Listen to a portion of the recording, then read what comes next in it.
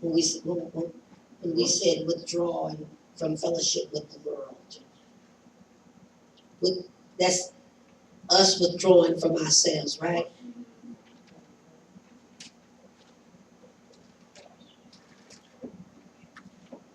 Withdrawing from ourselves.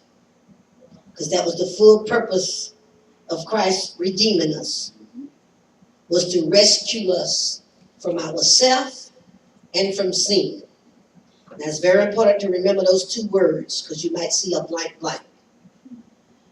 To rescue us, one of the main purposes for the redemption of Christ, for Christ redeeming us, was to rescue us from ourselves. This got to get inside of us. We got to live this. We have to do this if we want to call ourselves Christians and be telling the truth. We got to know this.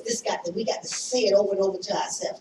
This is the purpose for salvation. This was the purpose for Christ coming, was to rescue me from myself.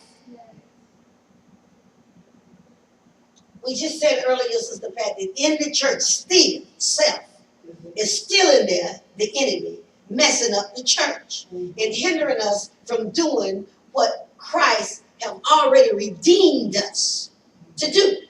We can't do it. We're pretty much powerless. We're helpless. We can barely help ourselves, much long helping, someone out there, helping the world out there. He came to rescue us from self. We are selfish. We only think of ourselves. You know what my prayer was this week as I fasted every day this week? My prayer was for God to put a most powerful burden on every professing Christian's heart for souls. All right. No parties, none of these activities, but souls. I said, God, I don't mind. I wouldn't care if you shut down everything until we can get that. We play too much in church. We party too much in church. I'm mad at me. I'm mad at me. These programs, Apostle Gloria, we program too much.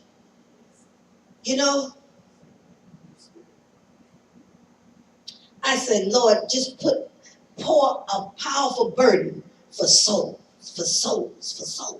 That you ask yourself every day, what can I do, Lord, to win a soul?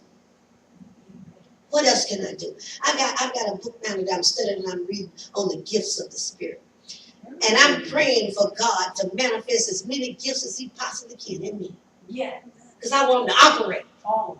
Because those gifts operate in us.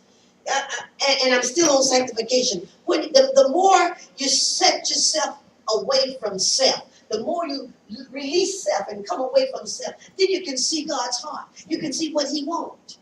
We can know what He wants. He will reveal to us what He really did, what He really wants. But self is in the way. What I want is always about me. What I want, what I'm doing, what I mean.